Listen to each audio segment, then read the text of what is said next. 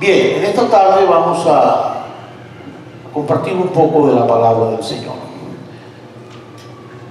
El Señor siempre nos da la palabra oportuna, la palabra necesaria para la debida edificación del cuerpo de Cristo. Como decía anteriormente, su palabra está llena de promesas. Mire, son tantas las promesas. Alguien se puso a contabilizar las promesas que hay en la Biblia y el estimado está por encima de 30,000 promesas que tiene la Biblia en su texto y en su contexto. Están encerradas más de 30,000 promesas para nosotros. Dios es un Dios de promesas, amén. Y Dios es un Dios de palabra certera, contundente para cada uno de sus hijos. Vamos a ir a la palabra del Señor y vamos a la primera carta a Timoteo, en el capítulo 6. Vamos a leer un versículo, y en segunda de Timoteo, inmediatamente en el capítulo 4, vamos a leer del 6 al 8.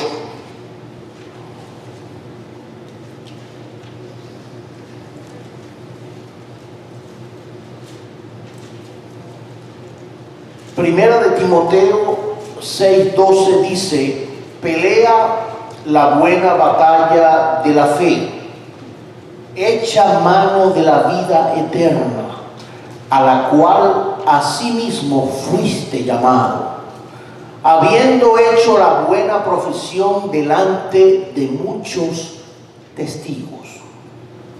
Pasamos a segunda de Timoteo 4, 6 al 8, y dice: porque yo ya estoy para ser sacrificado, y el tiempo de mi partida está cercano. He peleado la buena batalla, he acabado la carrera, he guardado la fe. Por lo demás me está guardada la corona de justicia, la cual me dará el Señor, juez justo, en aquel día, y no solo a mí, sino también a todos los que aman su venida. Aleluya. ¿Cuántos aman su venida? Aleluya, bendito sea el Señor para siempre. Gracias, Señor, por esta palabra. Danos, Señor, la porción que nuestra alma, que nuestro espíritu necesita, Señor, en esta tarde. Bendice, añade eternidad, Señor, a esta palabra en el corazón de tus hijos. Te lo agradecemos y te lo pedimos en el nombre de Jesús. Amén. Mi tema: pelea la buena batalla de la fe. Es tremendo este texto bíblico expresado por el apóstol Pablo cuando hace mención o hace una comparación de la vida espiritual a una pelea, a una batalla, a una pelea. ¿Cuántos son peleones aquí? Todos son mansitos, qué bueno, gloria al Señor. El apóstol hace la comparación a un conflicto, a una situación en la que nosotros tenemos que ponernos los guantes para poder enfrentar lo que es la vida espiritual, viviéndola aquí en este contexto del mundo en la que el Señor nos ha puesto. Cuando vemos nosotros las luchas por las que nosotros pasamos en nuestro diario vivir, no nos queda otra cosa sino concluir de que la vida es una batalla. ¿Cuántos están de acuerdo con esta gran realidad? La vida es una batalla, y es una batalla acérrima, es una batalla que a veces, mire, si no estamos bien puestos, bien entrenados, bien colocados en el lugar correcto, muchas veces estas batallas arremeten contra nosotros y nos debilitan a tal punto que perdemos la perspectiva de la vida. Por eso el apóstol, cuando hace la comparación, lo está haciendo porque es una realidad. Nosotros sabemos el plano espiritual a la que estamos expuestos, entre lo bueno y lo malo, entre lo que es correcto y lo que no es correcto, entre las tentaciones que se nos presentan y entre las cosas que la palabra nos dice que no son convenientes para nosotros.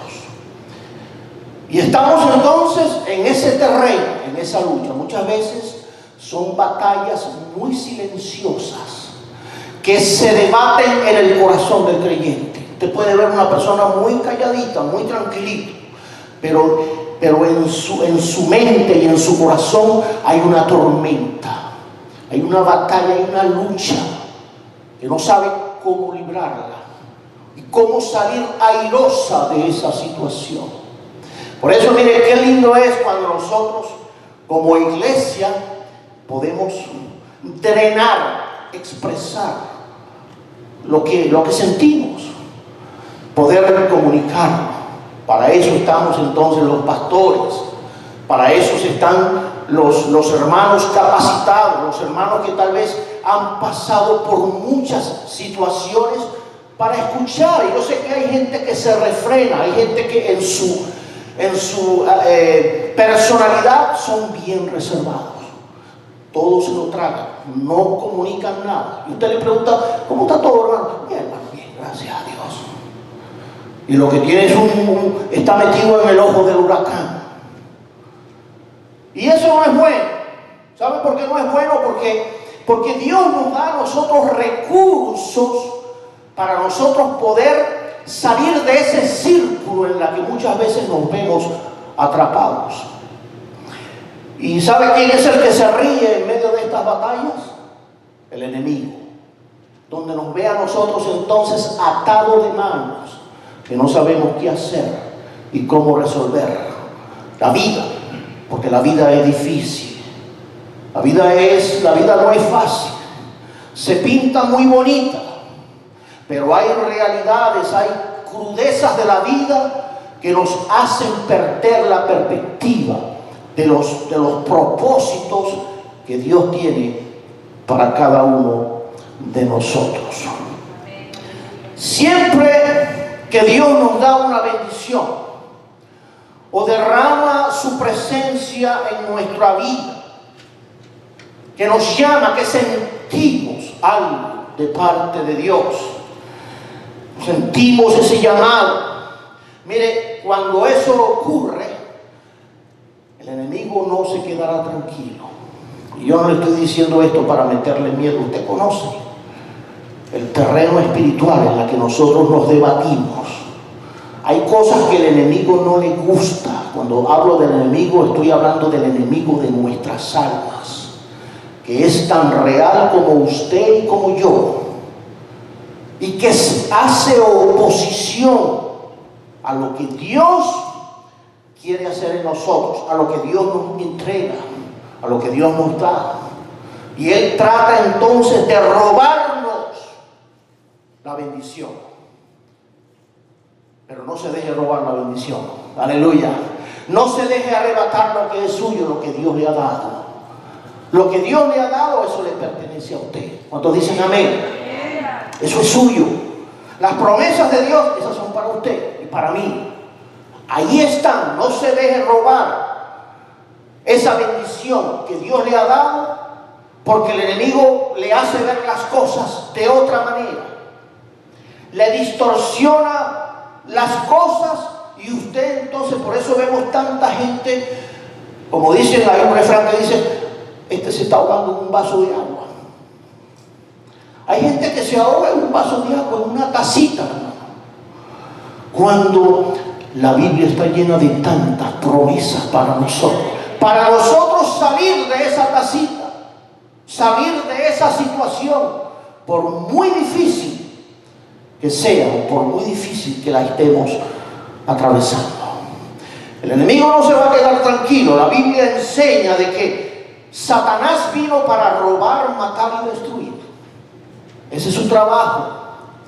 Y nosotros estamos conscientes de lo que la Biblia enseña. Pero también estamos conscientes de que el que está con nosotros es mayor que Él. Aleluya. Gloria al Señor. El que está con nosotros es más poderoso para nosotros entonces salir airoso de todas estas cosas.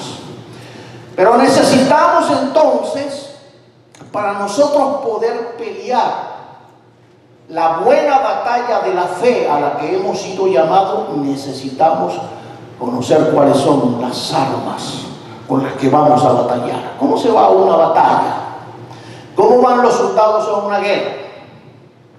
¿Desprotegidos? ¿En ropa de tenis? ¿Así como vamos cuando vamos para el lado?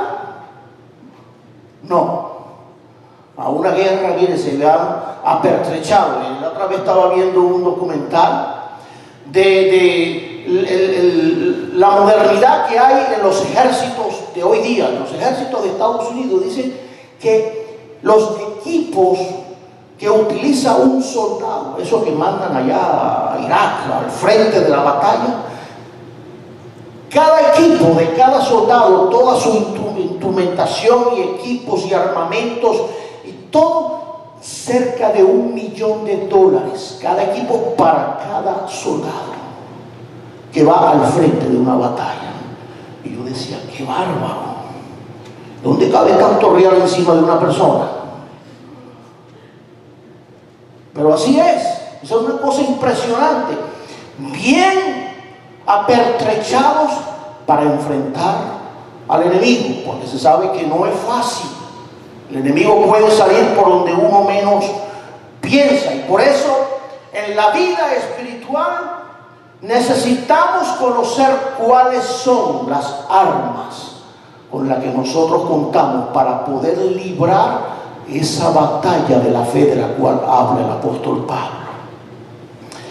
En el plano espiritual, por supuesto, por ahí hay tal vez cristianos que andan armados con una 9 milímetros en la cintura. Tal vez si es un oficial y necesita un arma de reglamento, ok, perfecto. Pero no se justifica un cristiano de la calle con una ametralladora o con un 9 milímetros para defenderse. Por eso se ha criticado mucho hoy día, en este tiempo de la modernidad, a veces pastores con guardaespaldas. Claro, con guardaespaldas real. Yo recuerdo hace muchos años, allá en Venezuela, un congreso en el Caracas Hilton, que vino un ministro de África. El hombre llegó con un séquito de personas a su alrededor. Tenía por lo menos unos 12 guardaespaldas. Todos, miren, ninguno medía menos de casi 2 metros. Así. Y con armamentos cañón largo, resguardando a aquel predicador del evangelio. Y uno dice, ¿dónde está eso en la palabra?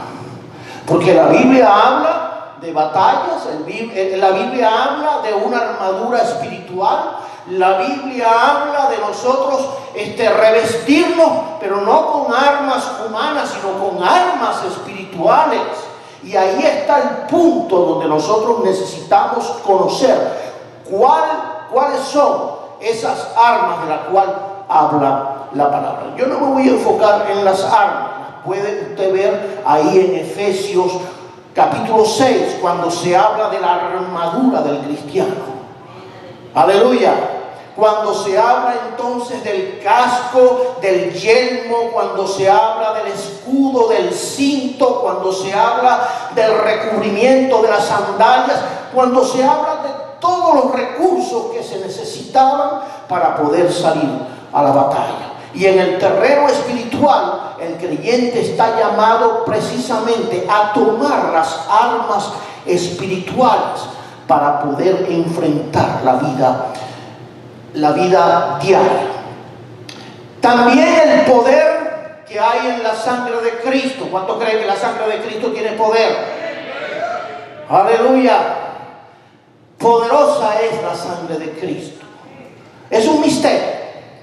Es un misterio tremendo, que sin derramamiento de sangre no iba a haber remisión de pecados. Era necesario que Cristo derramara su sangre para garantizar nuestra victoria. El Señor peleó esa batalla en el plano espiritual, entregando su sangre para darnos a nosotros la seguridad de lo que nos estaba ofreciendo. Aleluya. Y ese mismo recurso nos los da a nosotros para que nosotros podamos entonces cubrirnos con esa sangre. Dice Colosenses 1:14, en quien tenemos redención por su sangre, el perdón de pecados. Hebreos 13:20 dice, y el Dios de paz que resucitó de los muertos a nuestro Señor Jesucristo, el gran pastor de las ovejas, por la sangre del pacto eterno. Y primera de Pedro 1:2 dice, elegidos según la presciencia de Dios Padre, en santificación del Espíritu, para obedecer y ser rociados con la sangre de Jesucristo.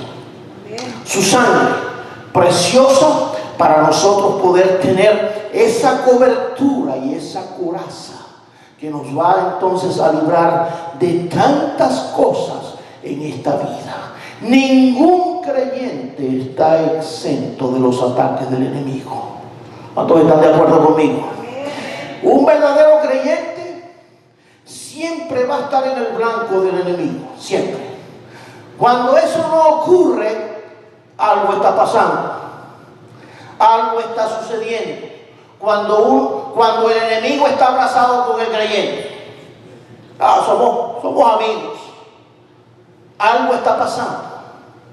Pero cuando un creyente está bien ubicado en las cosas de Dios, entonces ese creyente va a ser objeto, va a estar siempre en el blanco del ataque del enemigo. Yo recuerdo un corito hace muchos años que decía corito, batalla no es batalla si no vienen las luchas. Si no vienen las luchas, batalla no es batalla. Si tuviéramos un poquito cantar. Pero eso es una gran verdad, es una gran realidad que nos enseña a nosotros acerca de esa pelea, ese conflicto a la que estamos llamados. Pero donde no estamos solos, donde el Señor es el que está delante de nosotros. ¿Cuántos lo creen?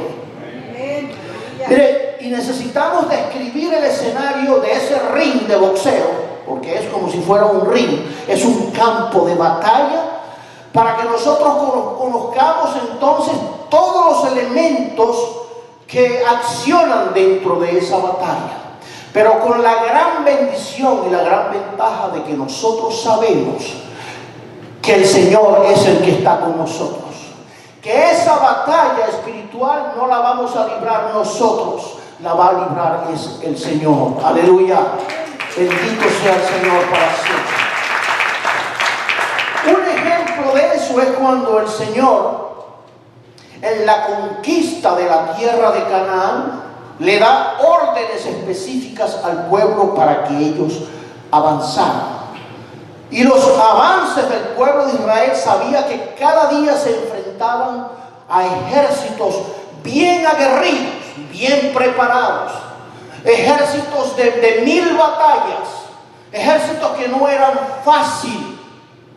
Pero el Señor les dio a ellos órdenes de avanzar para poder entonces tomar dominio y conquistar, dándole el Señor la premisa de que ellos no librarían la batalla, sino que Él la pelearía por el pueblo. Aleluya. Dios es el que libra la batalla por cada uno de nosotros. ¿Cuántos alaban a Dios? porque esa es una gran verdad. Pero nosotros necesitamos adiestrarnos, necesitamos conocer al Dios de la misericordia que está con nosotros. Necesitamos conocer al enemigo, necesitamos aprender a discernir lo que es bueno y lo que no es bueno, lo que es de Dios y lo que no es de Dios, lo que es conveniente y lo que no es conveniente. Y yo creo que esa es parte del trabajo que Dios hace en el corazón de los creyentes. Nos va capacitando, nos vamos familiarizando con las estrategias de Dios. Nos vamos entonces adentrando en el terreno espiritual con mayor seguridad, sabiendo de que no estamos solos, de que el Señor está con nosotros. Aleluya. Bendito sea el Señor para siempre. La palabra nos pone en sobreaviso.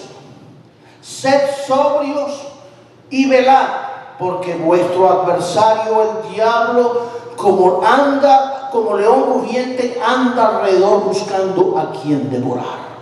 Y la palabra nos advierte para que nosotros entonces estemos despiertos, con los ojos atentos, entendiendo de que la vida cristiana no es cualquier cosa, es una batalla en la que nosotros necesitamos abrir los ojos y saber quién es quién en este terreno. Por eso el Señor ponía ejemplos cuando le hablaba a los discípulos acerca de la cizaña.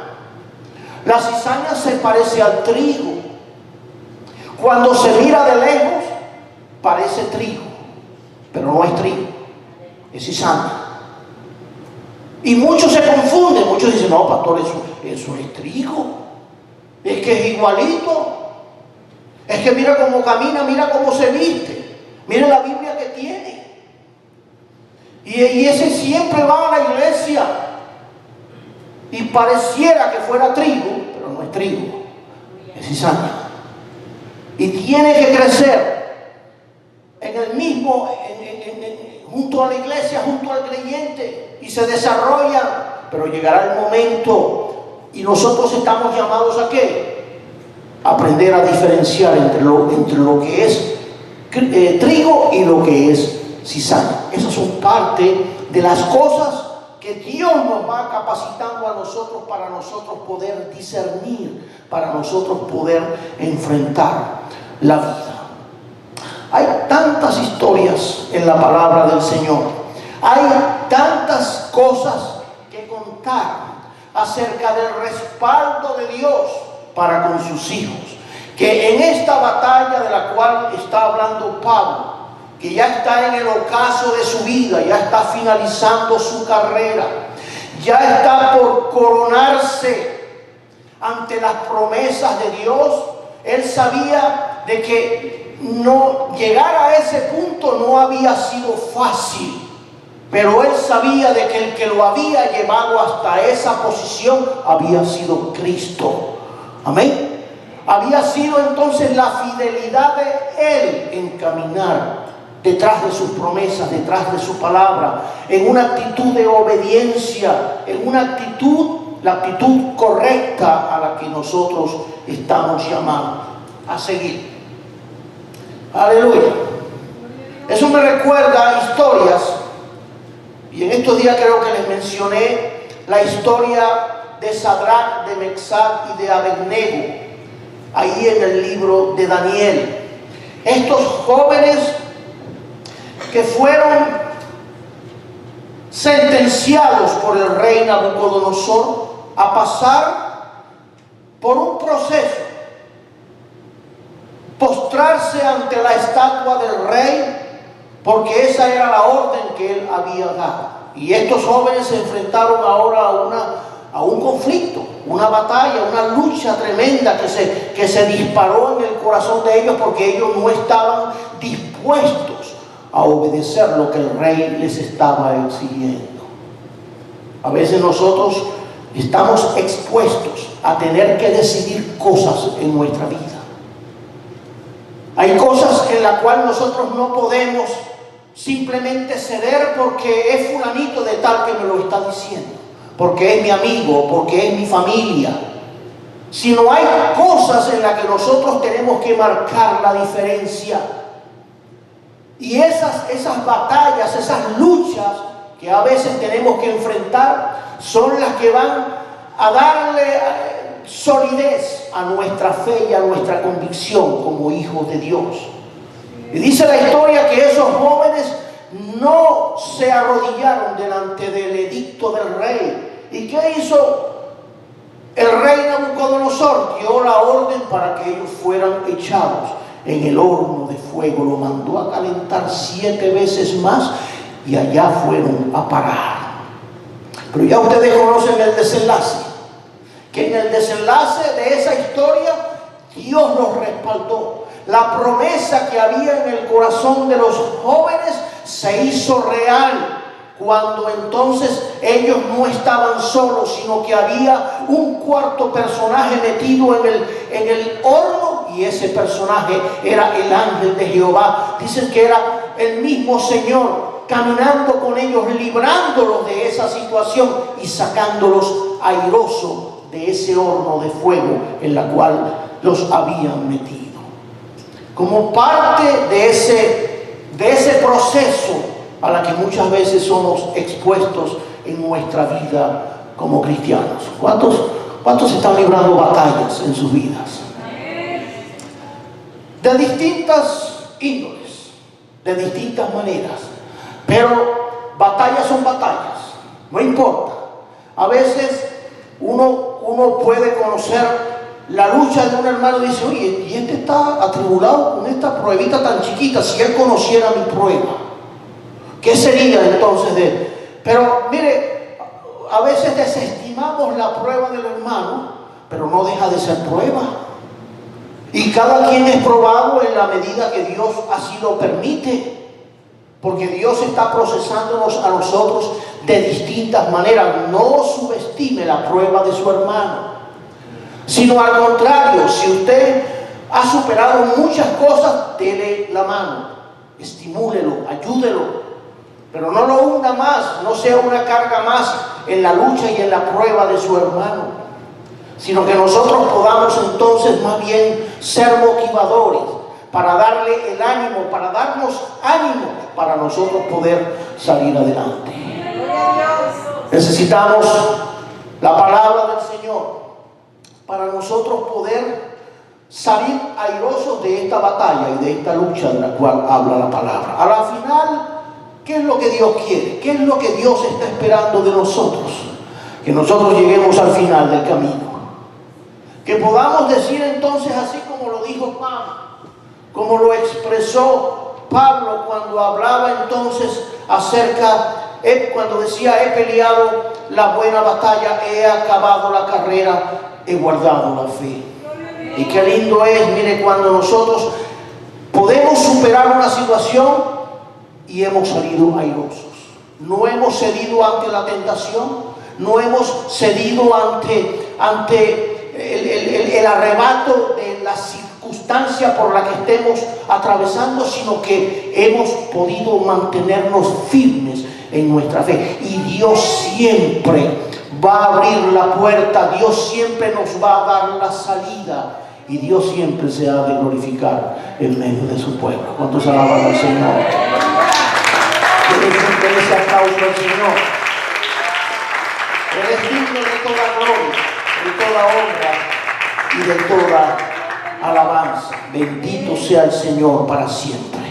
El Señor está esperando en cada uno de nosotros la decisión para nosotros poder seguir librando nuestras batallas diarias. Tenemos un mundo de testigos a nuestro alrededor que nos están mirando y están ahí observándonos, aunque no nos digan nada. Ahí estamos nosotros en el centro del foco. Ahí nos tienen en el teleobjetivo, nos están mirando a ver cómo actuamos en medio de una situación difícil, en medio de una crisis familiar, de una enfermedad, de una crisis financiera, en medio de cualquier situación, ahí está. Pero ahí es donde nosotros nos aferramos a Dios, al Señor, teniendo la certeza y la seguridad de que Dios no nos va a dejar, de que Él estará siempre con nosotros. Aleluya. Esa es la esperanza del creyente. Y esa es la confianza que empezamos a desarrollar en la medida que nosotros caminamos y nosotros creemos. Eso me hace recordar la historia que hay en la Biblia acerca de Eliseo y la mujer sunamita. No me voy a extender mucho en este punto, pero aquella mujer que había conocido el ministerio del profeta Eliseo, ella recibía algo cuando este hombre se acercaba a su casa. Ella podía percibir de que este no era un hombre cualquiera, y por eso entonces propuso a su marido de que cada vez que el profeta Eliseo se acercara ahí a su tierra, a ese pueblo, a ese lugar, que le dieran entonces albergue en su casa, que pudieran entonces recibirlo como un huésped de honor. Y mandó a preparar entonces una habitación para aquello. Y dice la historia de que entonces ahora el profeta Eliseo llegaba y pernoctaba en ese lugar. Resumiendo la historia, el profeta Eliseo quiso, en agrado por el gesto de esta mujer, bendecirla. Y le dijo: ¿qué quieres que te haga? ¿Cómo quieres recibir la bendición? Y Jesse, el compañero de ministerio de Eliseo, le dijo: ella no tiene hijos, y lo que más anhela es tener un hijo. Y dice la historia entonces de que Eliseo tuvo palabras de profecía sobre esta mujer y le dijo: el próximo año, dentro de un año, vas a tener un hijo. Y aquella mujer se rió porque ella había sufrido aquella esterilidad por años, y para ella aquello era casi imposible. Pero la palabra de Eliseo fue respaldada por Dios, y Dios, dice la historia, que le dio ese hijo a aquella mujer, la sunamita. Pero ¿saben qué pasó? Llegó un momento donde aquel hijo, ya estando ya grandecito, tal vez adolescente, el hijo se enferma y el hijo se muere, y le llega la noticia a Eliseo. Y la mujer entonces, con el corazón hecho pedazos, como haciéndole en cara al profeta de que por qué se había burlado de ella, por qué había permitido que aquello ocurriera. Ella no podía tal vez en ese momento aceptar aquella situación que le estaba pasando. Y fue entonces cuando Eliseo, viendo el dolor que había en el corazón de aquella mujer, se acercó a reivindicar la fe de aquella mujer. Porque ¿sabe qué es tremendo? Cuando se meten con un hijo, o cuando un hijo parte, cuando un hijo se enferma, cuando un hijo cae en desgracia. No hay nada más terrible y más doloroso para el corazón de una madre cuando una cosa de estas ocurre. Y las madres que están aquí saben que lo que estoy diciendo es cierto. Porque el amor de madre hacia un hijo, eso es lo más grande que hay, lo más sagrado después del amor de Dios.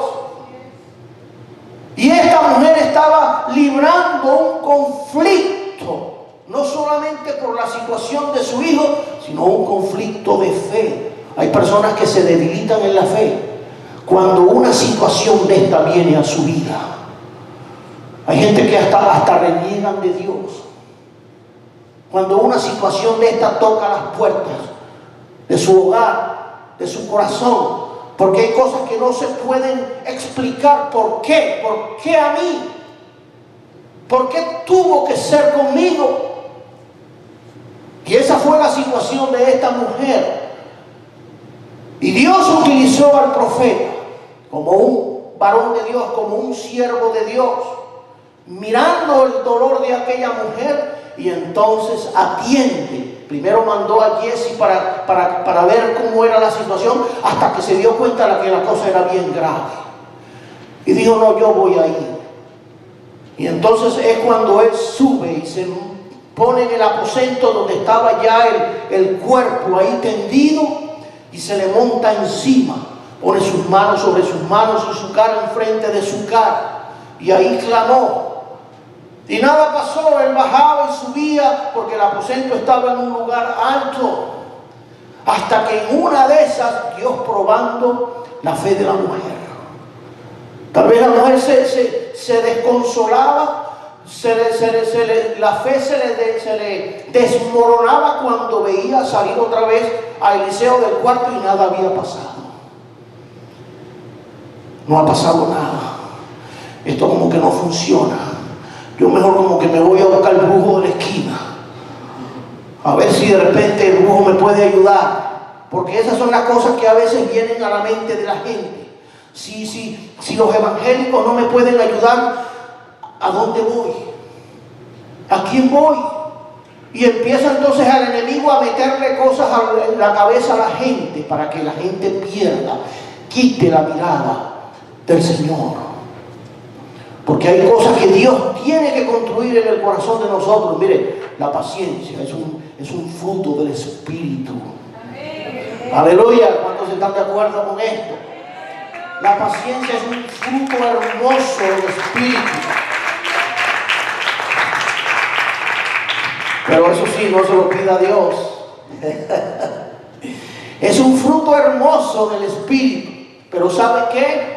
Cultívelo en su relación con el Señor. Porque decirle, Señor, dame paciencia, Señor. Dios sabe cómo cumplir con ese deseo en el corazón. Y es mandándole entonces la prueba para que puedas superar y graduarte con las mejores notas en paciencia.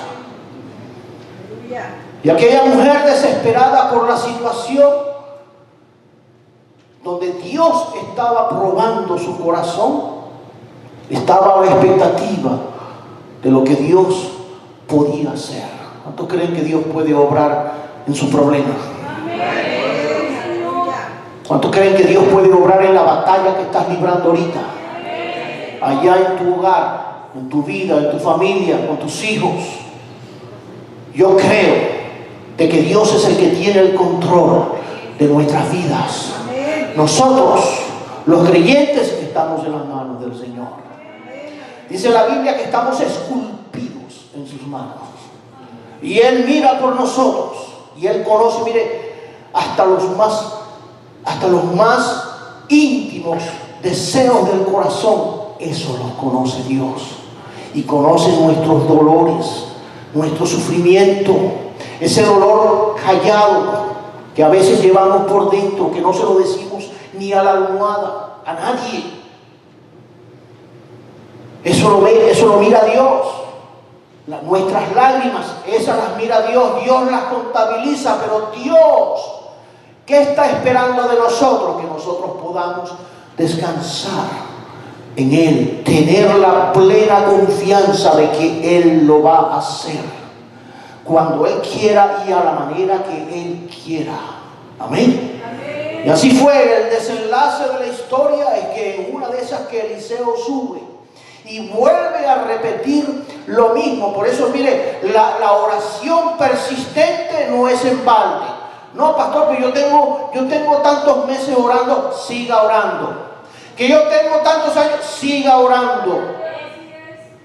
No importa el tiempo que tú tengas orando, porque a veces decimos, no, yo no voy a orar más por esto.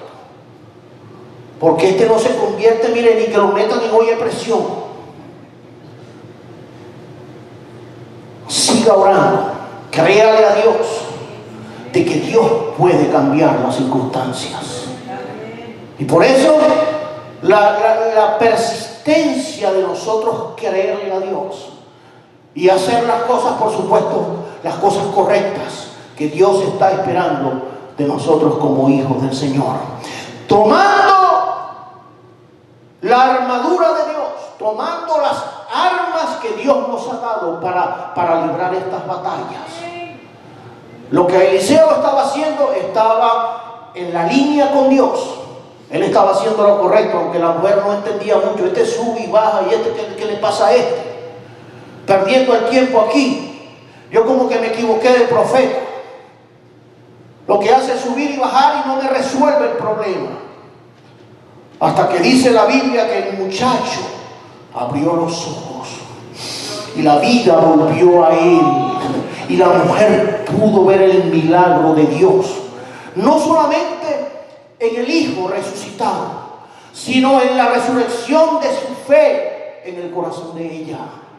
Que ya era una fe que había sido probada por la prueba.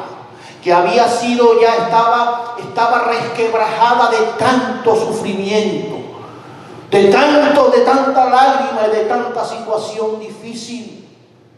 Porque eso es lo que muchas veces nos pasa. Yo como que no puedo más. Ya no aguanto más esta situación.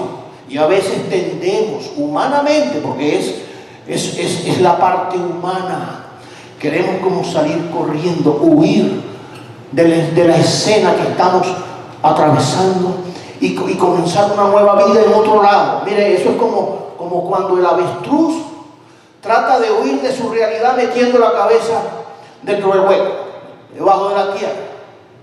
Pero el problema sigue ahí, él sigue con su cuerpo afuera y la cabeza abajo. ¿Qué resolvió? Nada, no resolvió nada. Y a veces nosotros queremos, es como huir de la realidad, taparnos, y no me digas nada, no me digas nada. Pero ahí está el problema, o sea, no te digo nada, pero no sales del mismo problema. No empiezas a creerle a Dios, no empiezas a confiar, no empiezas a actuar correctamente o utilizar las armas que Dios nos ha dado. Entonces, ¿de qué te sirve el Evangelio? ¿De qué te sirve tener una Biblia actualizada con piel de cuero que te costó $120 si no la sabes utilizar, si no la aplicas a tu vida? ¿De qué te sirve la vida cristiana? ¿O venir todos los domingos a la iglesia si eres un oidor olvidadizo de la palabra? ¿De qué te sirve? De nada, hermano. Por eso la importancia de nosotros poder aplicar los principios de Dios en nuestra vida. Señor, yo no sé cómo hacerlo, pero ayúdame. Yo quiero caminar en obediencia. Yo quiero hacer lo correcto. Yo quiero salir airoso de esta batalla que estoy atravesando. Porque es una batalla. Mire, y después que superemos la batalla que estamos atravesando, lo más seguro que en la esquina nos está esperando la próxima. Y vamos de batalla en batalla. Pero vamos de triunfo en triunfo. Y vamos de gloria en gloria.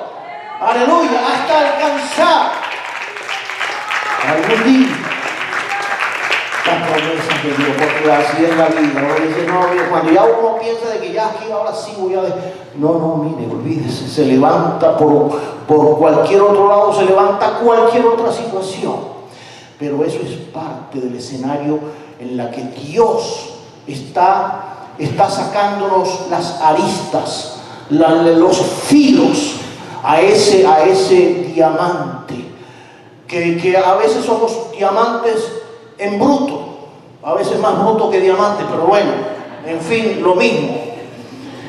¿Y qué es lo que Dios quiere hacer con ese diamante en piedra, en bruto? Dios quiere tallarlo para hacer de esa piedra una gema, una joya, algo de muchísimo valor. Eso es lo que Dios está formando en el corazón de sus hijos. Y para eso nosotros necesitamos entonces librar las batallas de la vida. Mire, no reniegue de las batallas, asúmalas con gallardía, con fe, con confianza. Gracias, Señor, porque tú estás conmigo. Yo no estoy solo en esta pelea. Yo no estoy solo librando esta situación. Tú estás conmigo. Aleluya. Bendito sea el Señor para siempre. Y esa es la gran realidad. Esa es la auténtica realidad de la vida de los creyentes, que hemos puesto nuestra confianza en el Señor. Ya estoy terminando en esta tarde. Pero antes de terminar, yo sé que cada uno de nosotros libra su propia batalla. Y esto no es para medirnos, a ver qué clase de batalla tiene el que está al lado mío, o cuál es la que tú estás librando. No, cada uno de nosotros la está librando de distintas formas y distintas maneras. Y a veces nosotros nos acostumbramos tanto, a veces al campo de batalla, que a veces podemos permanecer siempre abajo, cuando la voluntad de Dios no es que estemos abajo. La voluntad de Dios es que nosotros nos repongamos, que nosotros nos levantemos, que nosotros podamos ver el escenario y nosotros podamos salir airosos de esa batalla. Porque Dios nos está enseñando, nos está formando para la siguiente, en otro nivel, para que nosotros podamos entonces ser como el acero, que estamos preparados para cualquier cosa que venga en nuestra vida. Y yo creo que si hay alguna aplicación hermosa en la enseñanza que nosotros podemos tener hoy, ahí en lo que Pablo ha descrito acerca de esta carrera de la fe, es poder nosotros calibrar la clase de batalla que yo estoy librando hoy. Gracias, Señor, por las pruebas. Por eso el Señor nos dice: dad gracias a Dios por todas las cosas. Eso el mundo no lo puede entender. Darle gracias a Dios cuando ayer me botaron del trabajo, ni loco. Y hay gente lo que hace es maldecir al jefe que lo botó, o al supervisor que lo echó para afuera. Pero nosotros estamos llamados a darle gracias. Señor, gracias, porque tienes algo mejor para mí.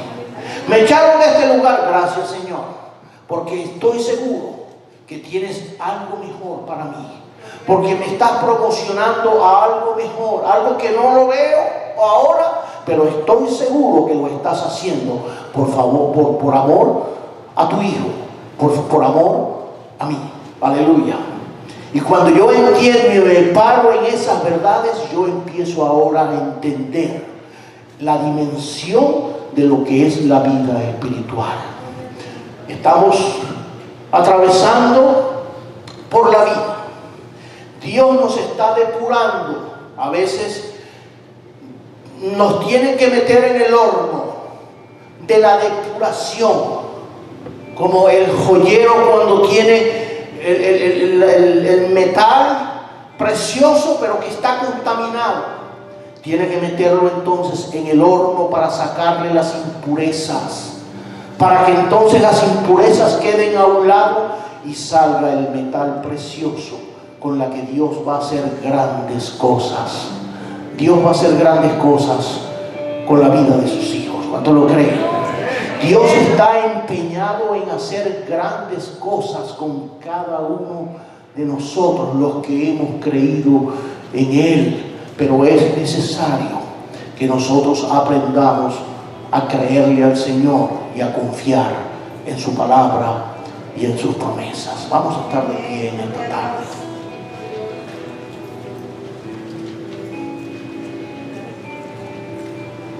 Y vamos a orar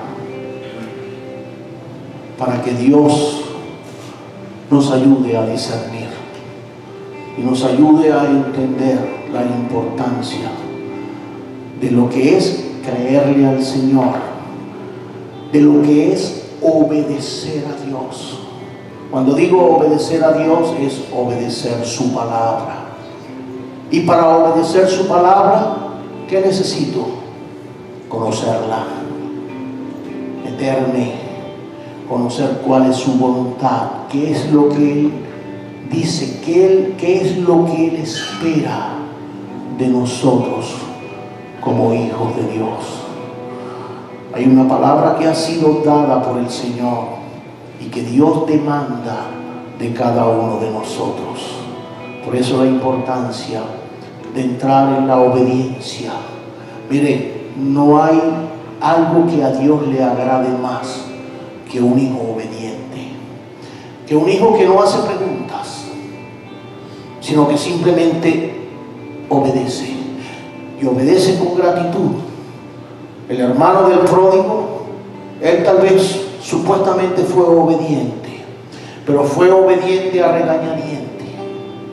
Él se quedó en la casa, su hermano se fue lejos, él se quedó, pero él estaba herido. Había algo que no lo dejaba tranquilo, y esa no es la actitud. La obediencia, la actitud de obediencia a la que Dios nos llama, es la obediencia sumisa. Gracias, Señor, porque aunque yo no entiendo nada de lo que me está ocurriendo, que aunque yo no veo tal vez ahora salida de esta situación, gracias, Señor, yo descanso en ti. Si hay algo hermoso en la vida espiritual de los hijos de Dios, es aprender a descansar en las promesas del Señor.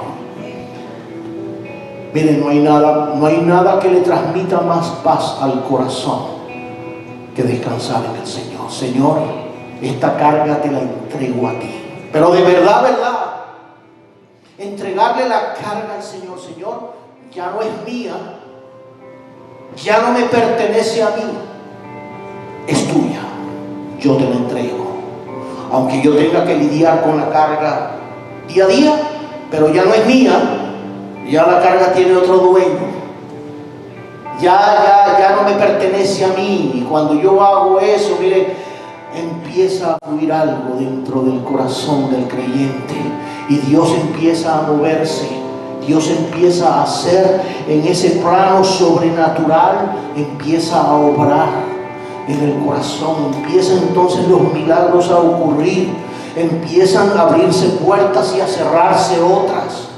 Empiezan las cosas entonces a encajar, y lo que yo no entendía hoy, lo entenderé después. Aleluya, porque así obra Dios. ¿Cuál es el propósito que Él tiene? Ir formándonos a nosotros. Y qué lindo es, mire, cuando un pueblo está adiestrado para la batalla, cualquiera que sea, cuando un creyente está bien equiparado para enfrentar cualquier situación, sabe dónde está plantado, dónde está parado, conoce cuáles son sus derechos como hijo de Dios, y conoce también cuáles son sus deberes como creyente delante del Señor. Vamos a orar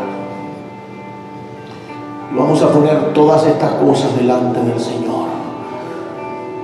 Mi última recomendación: entréguele esa carga a Dios, la que sea. Usted la conoce, entréguesela al Señor.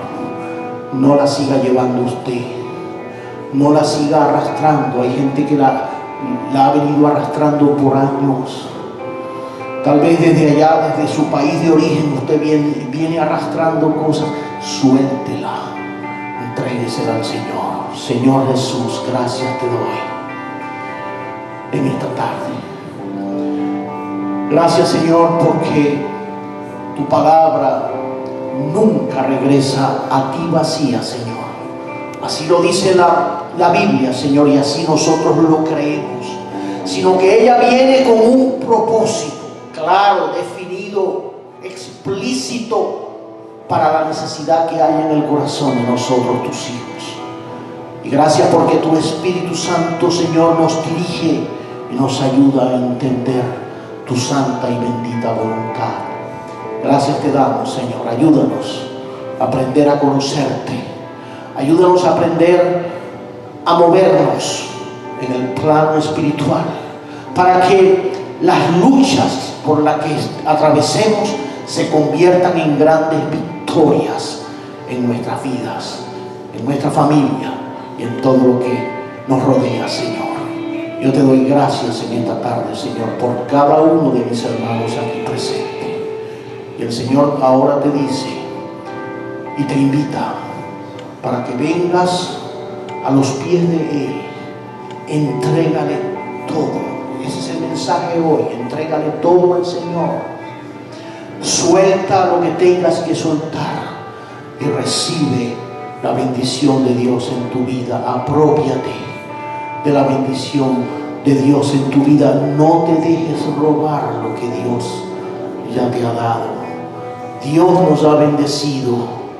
Mire, no nos imaginamos de la manera como Dios nos ha bendecido, como Dios nos ha cuidado, como Dios nos ha dado todos los elementos para que nosotros ahora, Señor, estemos a punto de coronar.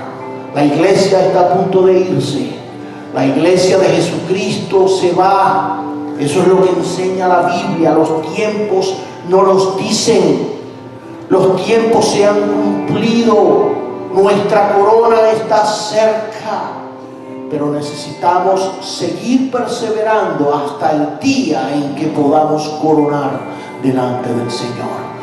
Suelta la carga, déjasela a Dios y sigue caminando el camino de Jesucristo. Aleluya. Gracias, Señor. Gracias por tu palabra. Y gracias por la bendición que nos das hoy, Señor, de poder concluir este servicio, Señor, con un llamado tuyo, Señor, a la obediencia, con un llamado tuyo, Señor, a la responsabilidad espiritual, Señor, y poder utilizar todos los recursos espirituales que tú nos has dado, Señor, para nosotros poder alcanzar la gloria. Gracias te damos, Señor. Danos tu bendición en esta tarde y llévanos con tu paz, Señor, a nuestros hogares, y permite, Señor, que esta semana sea una semana de real bendición en cada una de nuestras vidas. Todo esto te lo pedimos y te damos las gracias en el nombre de Jesucristo. Amén y amén. Aleluya. Gloria al Señor. Dios les bendiga, Dios les guarde. Salúdense en el amor de Cristo y así estamos despedidos.